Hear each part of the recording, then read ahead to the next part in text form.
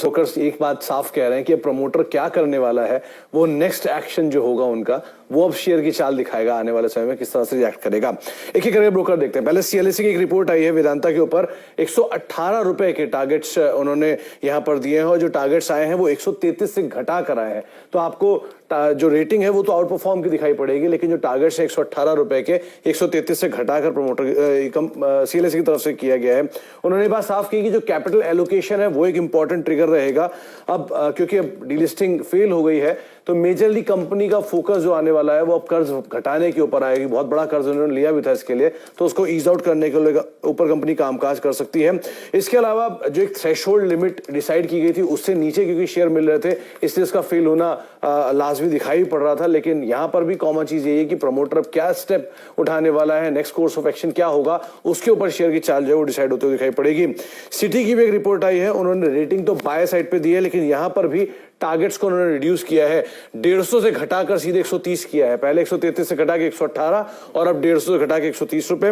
उन्होंने भी ये बात साफ की कि अब अगला प्रमोटर का जो कदम होने वाला है वो क्या चीज है, उसके ऊपर जो नेक्स्ट कोर्स ऑफ एक्शन है ब्रोकरेज हाउसेस का वो डिसाइड होगा। हाँ, EBITDA अनुमान जो है उन्होंने 1 से लेकर 4% तक घटाया अपना FY21 से लेकर FY23 के बीच में, और साथ साथ उन्होंने ये भी कहा कि अब शायद डिविडेंड को लेकर कंपनी कुछ फैसले ले सकती है। तो उन चीजों के ऊपर अभी ब्रोकरेज हाउसेस नजर रखे हुए हैं, लेकिन सबका यही कहना है कि क्या प्रमोटर नेक्स्ट स्टेप लेते हैं वो अब बहुत क्रूशियल रहने वाला है। हिसाब से ब्रोकर्स ने बताया कि क्या क्या फेरबदल आपको आता हुआ दिख रहा है। बताइए कौन से ऐसे 2 या 3 स्टॉक्स जहां पर ब्रोकरेज मंडली बुलिश या बेरिश है। देखिए, सबसे पहला नाम तो आईटीसी है, काफी समय से ब्रोकर्स बुलिश है और उसमें एक और रिपोर्ट फिर आज ऐड हो गई।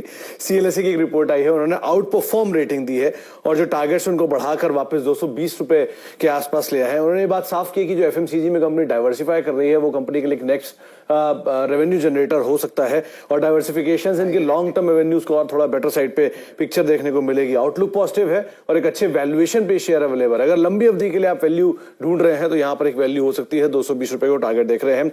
इसके अलावा एक रिपोर्ट मदरसन सुमी पर भी आई है सीएलएसए की, उन्होंने यहाँ पर टारगेट्स को 130 किया है 120 से बढ़ाकर। कुछ खबर भी थी कि प्रमोटर ने शेयर जो गिरवी रखे शेयर थे उनको छुड़वाया था। साथ ही साथ एक रिपोर्ट जो आई है मदरसन पे, ये आई है इनके एक विलय को लेके जो उन्होंने रिसेंटली अपने एक सब्सिडरी का विलय खुद में किया था।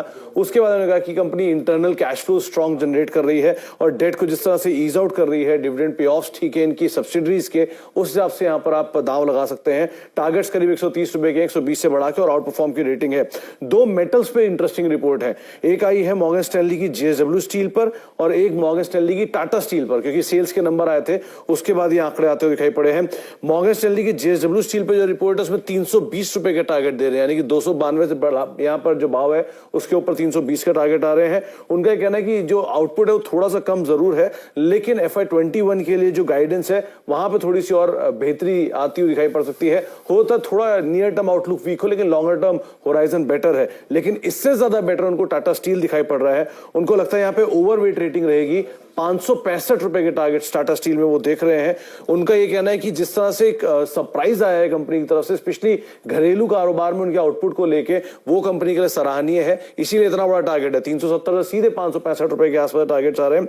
और यूरोप में भी उन्होंने कहा कि नंबर्स बहुत साउंड है, स्थिति साउंड है, और जो प्रोडक्शन के आंकड़े हैं, सेल्स के आंकड़े हैं, वहां पर 14% का सीक्वेंशियल जंप है, तो इसलिए नंबर्स भी ठीक है। इसलिए टाटा स्टील पे आप नजर रख सकते हैं, ये मेटल में एक अच्छी रिपोर्ट मानी जा सकती है।